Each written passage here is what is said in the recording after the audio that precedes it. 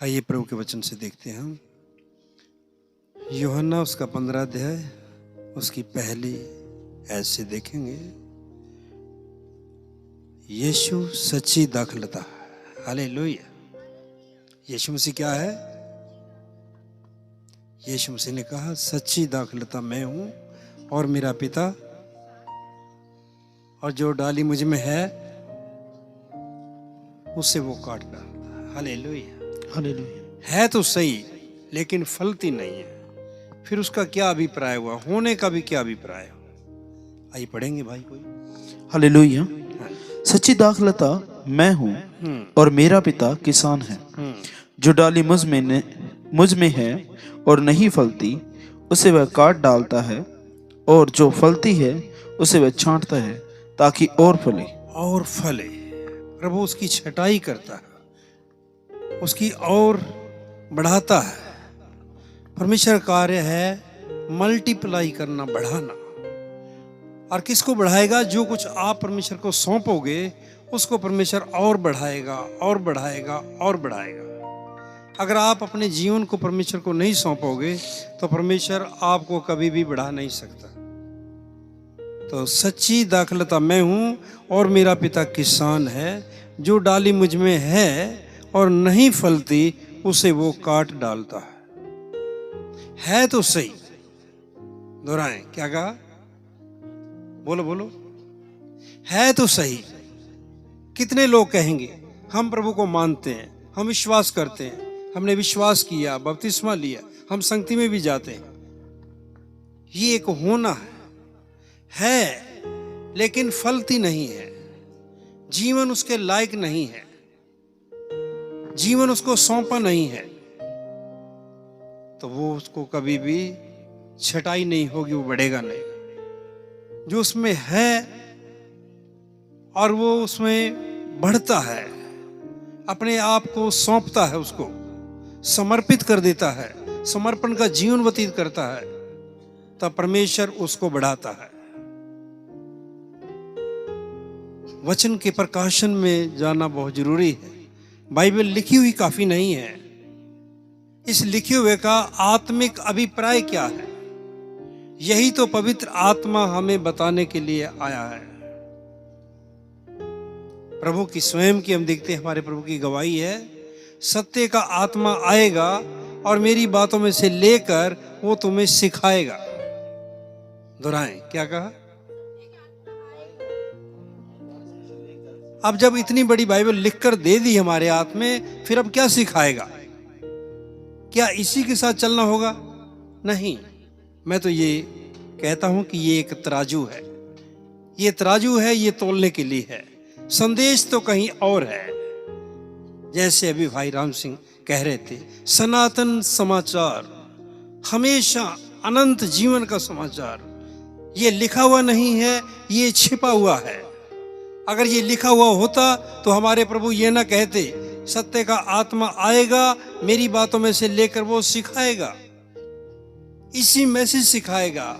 ये इसका हम आदर करते हैं, पवित्र आत्मा के द्वारा ये लिखवाया गया है, पर इसी में से लेकर उसका अभिप्राय बताएगा। इसका आत्मिक अभिप्राय क्या है, इसका अर्थ क्या है, यही तो पवित्र आत्मा देने के लिए आया है, सिखाने के लिए आया है। और इसी जो इसके पीछे समाचार छिपा हुआ है, उसी के द्वारा हम देखते हैं पृथ्वी की बातों से छूटना होगा और स्वर्ग की बातों के साथ एक होना होगा।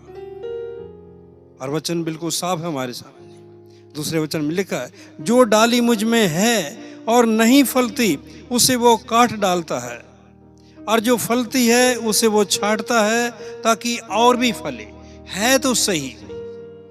भीड़ की भीड़ होगी, बहुत दुनिया के अंदर, पूरे संसार के अंदर मसीह समाज हाहाकार। इस महीने में तो हम देखते हैं जहां कहीं दुनिया के अंदर भी प्रभु का जन्मदिन मनाया जाता है, लेकिन परमेश्वर का वचन, उसको पहचानेगा कौन? उसको पहचानने के लिए पवित्र आत्मा हमें दिया गया है। उसको समझने के लिए पवित्र आत्मा, हम देखते हैं, अंधों की आंखों को खोलने के लिए आया है। उसने हमारी आंखों को खोला है और हमें समझाता है कि लिखे हुए कि मेरे बेटे मेरी बेटी, इसका अभिप्राय क्या है, इसको अपनी आत्मा में ग्रहण करने की आवश्यकता है। अगर परमेश्वर ने हमें ये जीवन दिया है तो ये जीवन आपको परमेश्वर को सौंपना भी आना चाहिए। यदि आपने अपने जीवन को परमेश्वर को नहीं सौंपा तो फिर आप कभी बढ़ नहीं सकते। हम देखते हैं कि प्रभु को सौंपने के लिए अपने जीवन को समर्पित करना पड़ता है और मृत्यु के बपतिस्मे को प्रतिदिन याद करना पड़ता है। ये बपतिस्मा एक दिन की कोई क्रिया नहीं कि हमने ले लिया, उसके साल 50 साल 30 साल 20 साल वही बपतिस्मा जब मैं जीऊंगा वही चलता रहेगा। आपको बपतिस्मे के साथ चलना होगा। तो बपतिस्मा हर दिन आपको बपतिस्मा लेने की आवश्यकता है। परमेश्वर का जन पौलुस कहता है, मैं प्रतिदिन मरता हूं, प्रतिदिन मरता हूं। जितनों ने मसीह यीशु का बपतिस्मा लिया तो उसकी मृत्यु का बपतिस्मा लिया। मृत्यु के बपतिस्मे का अभिप्राय होता है प्रतिदिन परमेश्वर के सामने अपने जीवन को समर्पित करना, अपने जीवन को सौंपना और वचन के साथ चलना।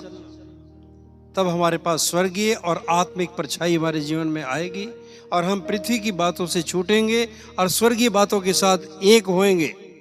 इस संसार के सरदार के पास हम देख क्या है, पेट के बल रेंगना और मिट्टी चाटने की व्यवस्था के बिना और कुछ नहीं है। और अगर हम देखते हैं ये सुसमाचार सुनने के बाद भी अगर कोई पृथ्वी की बातों से, संसार की और शरीर की बातों से जुड़ा हुआ है तो उसके ऊपर वही व्यवस्था पूरी होगी जिसको हम देखते हैं कि यहोवा परमेश्वर ने उस सांप को भी श्राप दिया था, पेट के बल रेंगेगा, मिट्टी चाटेगा। फिर उसमें और वही व्यवस्था जब संसार की बातों के पीछे हम मांगते हैं, उसी चीज के पीछे रहते हैं, तो वही व्यवस्था वहां पर लागू हो जाएगी।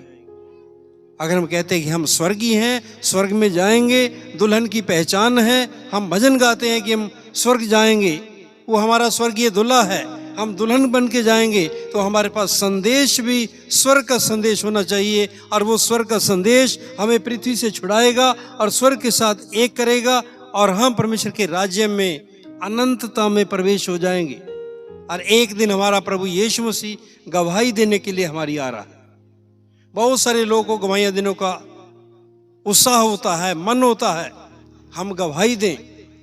और मैं ये कहता हूं कि सबसे बड़ा स्वभाव हमारे परमेश्वर का पिता का स्वभाव है जो गवाही देता है। और एक दिन हमारे प्रभु भी हमारी गवाही देने के लिए आ रहे हैं, पवित्र आत्मा भी हमारी गवाही देने के लिए आ रहा है। एक दिन पिता ने पुत्र की गवाही दी। जब प्रभु यीशु मसीह ने बपतिस्मा लिया तो पिता ने गवाही दी, आकाश खुल गया और ये गवाही आई, ये मेरा प्रिय पुत्र है, तुम इसकी सुनो। हालेलुया। पिता ने किसकी गवाही दी? किसी दिन हम देखते हैं कि परमेश्वर ने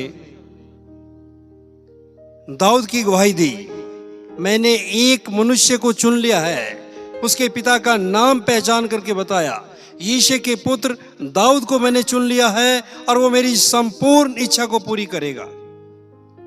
आज पवित्र आत्मा भी हमारी यही गवाही दे कि मैंने आपको, कलीसिया को, दुल्हन को चुन लिया है और वो ही परमेश्वर की मर्जी को पूरा करेगी।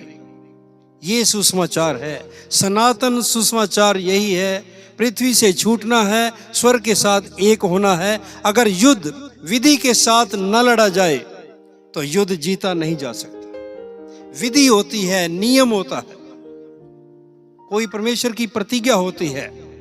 इस चेतावनियों के ऊपर हमें मन लगाने की आवश्यकता है। तो 2-4 मिनट में थोड़ा वचन पढ़ेंगे, भजन 119 का 14 वचन से पढ़ेंगे। तब परमेश्वर का वचन कहता है कि हम पृथ्वी की बातों से छूटें और स्वर्गीय बातों के साथ एक होने का सौभाग्य पाएं। भजन 119 का 14। हालेलुया।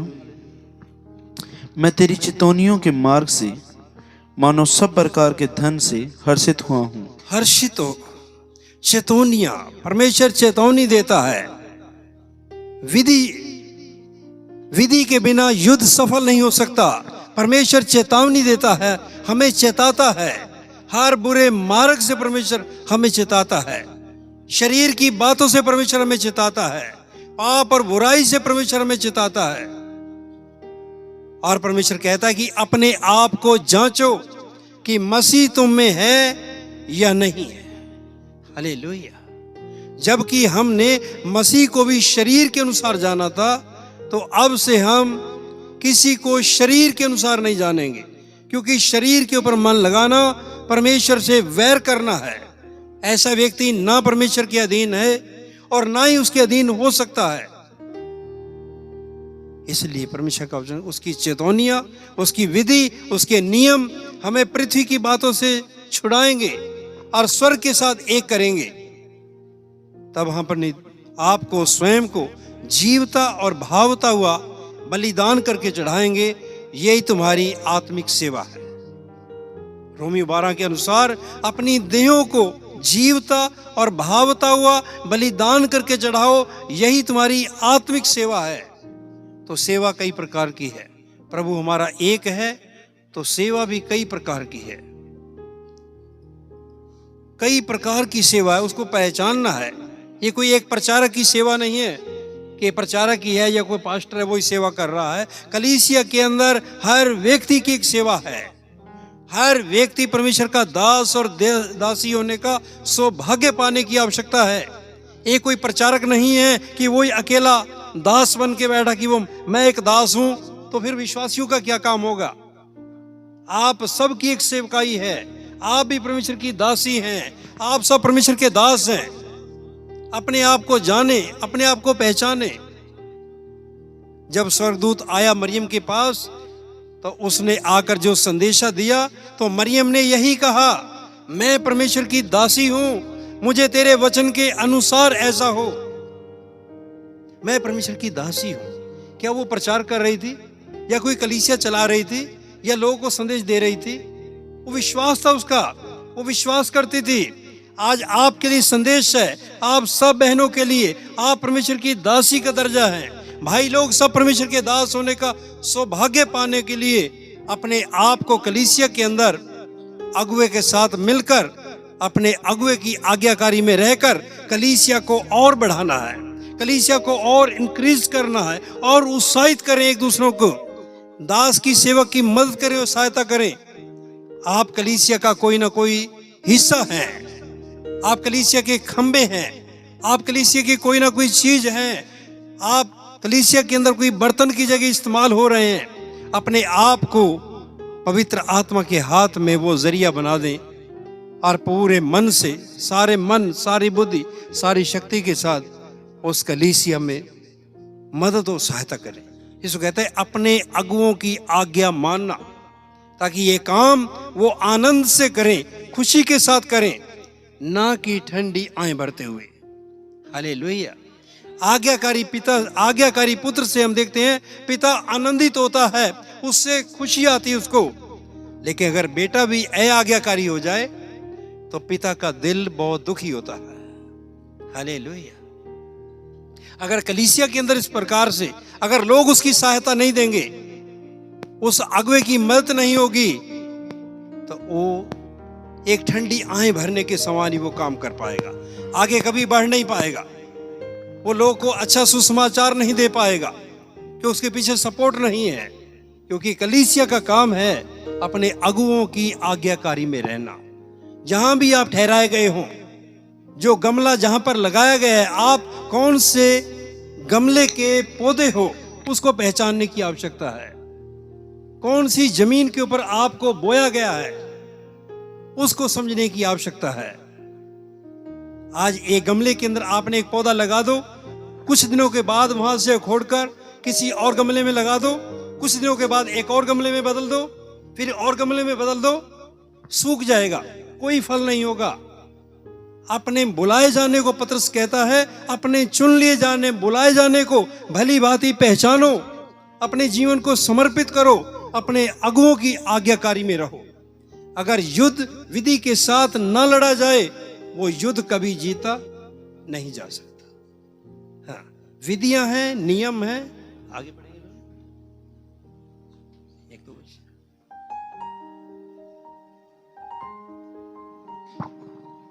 हाँ,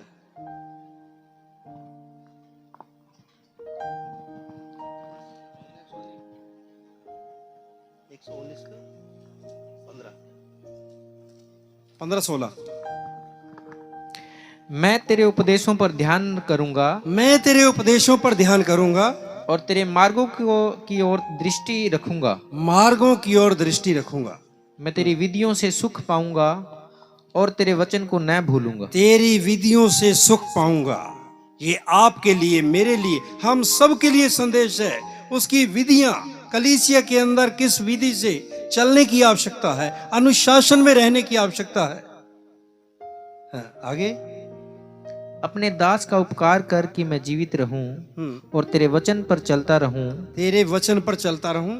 मेरी आंखें खोल दे कि मैं तेरी व्यवस्था की अद्भुत बातें देख सकूं। मेरी आंखों को खोल दे, तेरी व्यवस्था की अद्भुत बातों को मैं देख सकूं।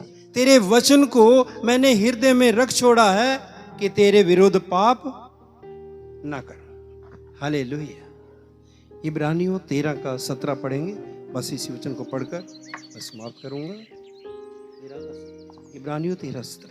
अपने अगुओं के साथ वफादारी, ईमानदारी, जैसे बुलाए गए हो, जैसे पतरस कहता है, अपने चुन लिए जाने को, अपने बुलाए जाने को भली भांति पहचानो, जिससे तुम आशीष मिलेगी।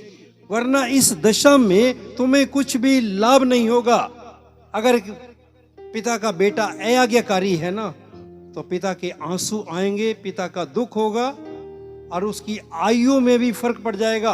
लिखा है कि अपने माता पिता की आज्ञा का पालन करना, तू बहुत दिन तक जीवित रहेगा और तेरी एक आशीष होगी। और इसी रीति से कलीसिया के अंदर भी अगुवे के साथ ईमानदारी, वफादारी रहने के साथ हमारी आयु भी बढ़ती है। हालेलुया। वरना व्यवस्था में लिखा है, अधिक दुष्ट भी मत बन कि समय से पहले क्यों मरे। मृत्यु हम देखते हैं कहां से चली है। पहला आदम कहां गया? 930 साल तक जीवित रहा। उसके बाद थोड़ा अनुग्रह और भी हुआ आदम के बाद।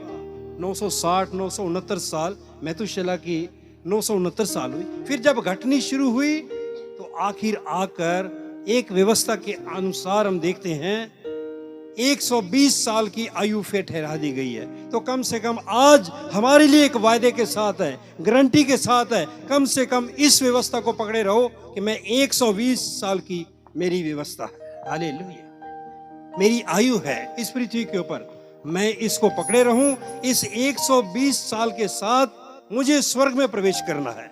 चाहे बीच में कितने पाप आए, कितनी आदम की हवा आयु कम हो गई, उसके बाद हम देखते हैं कि कुछ और घटती चली गई।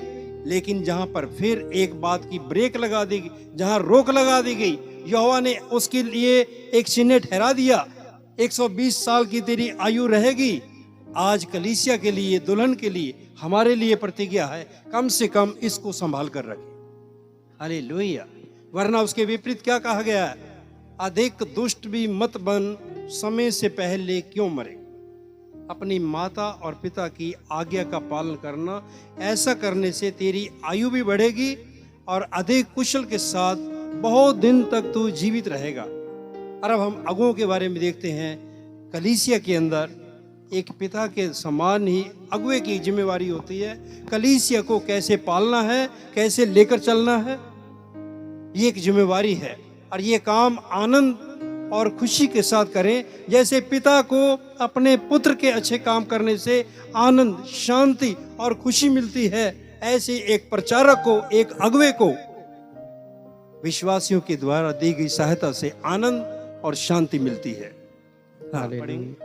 अपने अगुओं की आज्ञा मानो, अपने अगुओं की आज्ञा मानो और उनके अधीन रहो, और उनके अधीन रहो, क्योंकि वे उनके समान तुम्हारे प्राणों के लिए जागते रहते हैं। उनके समान तुम्हारे प्राणों के लिए क्या करते हैं? बोलो, क्या करते हैं? आप रात को 1:30 बजे, 2 बजे पूरी खराटे की नींद सो रहे होंगे, लेकिन परमेश्वर का दास आपके लिए 2 बजे, 1:30 बजे जब भी नींद खुलती है, आंसुओं में, घुटने में बैठकर आपके लिए प्रार्थना कर रहा है। हो सकता है अपने परिवार की कई बार चिंता नहीं होगी, व्यक्तिगत अपने बेटे की भी चिंता नहीं होगी, लेकिन कलीसिया की पूरी जिम्मेवारी है, क्योंकि मुझे खुदा को लेखा देना है। हालेलुया। ताली बजाकर प्रभु को धन्यवाद। हालेलुया। मुझे परमेश्वर को हिसाब देना है कलीसिया के एक एक बच्चे का। एक प्रचारक के 1 या 2, 3, 4 बच्चे नहीं होते, पूरी कलीसिया बच्चों के समान उसको पालन पोषण करना होता है। इसलिए बाइबल कहती है मसीह का प्रेम मुझे विवश करता है, कलीसिया की चिंता मुझे सता रही है। दोहराएं, क्या कहा? मसीह का प्रेम, अगर आपको कलीसिया की चिंता होगी ना, तो आपके ऊपर कोई दुष्ट आत्मा की चिंता नहीं है, कोई दुष्ट आत्मा का अधिकार नहीं है, कोई दुष्ट आत्मा सता नहीं सकती, दुष्ट आत्मा से जुड़ी हुई कोई बीमारी आपके ऊपर अधिकार नहीं रख सकती। अगर आपको कलीसिया की चिंता है, वचन की चिंता है, आपके लिए भी जरूरी है। आप भी अगर परमेश्वर के सेवक आपके लिए जागते हैं, आपकी भी जिम्मेवारी है, आप परमेश्वर के दास के लिए, सेवक के लिए प्रार्थना करें, जिसको पौलुस कहता है मैं परमेश्वर का राजदूत हूं, और मेरे लिए भी विनती करो ताकि बोलने के समय ऐसा प्रबल हियाव का वचन मुझे मिले। Hallelujah, hallelujah. जिन्हें लेखा देना पड़ेगा, जिनको लेखा देना पड़ेगा, वे यह जिम्मेवारी काम है, उसकी जिम्मेवारी है परमेश्वर के सेवक की। आप नहीं कहोगे तो भी वो करेगा, आप उसके कमियां निकालोगे, बुरा भला कह दोगे वो ठीक नहीं है, वो फिर भी घुटनों में आकर आपके लिए विनती करेगा, आपके लिए विनती करेगा, वो आपके लिए जागता रहेगा। और आपका फर्ज बनता है आप भी उसको प्रार्थना में ऊंचा उठाओ। जो कलीसिया के अंदर सहायता है, मदद है, उसमें उसकी सहायता करो।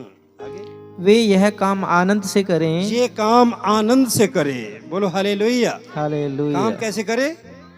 खुशी के साथ करे, आनंद के साथ करे, और ज्यादा आगे बढ़कर प्रभु की महिमा के लिए सामने आए।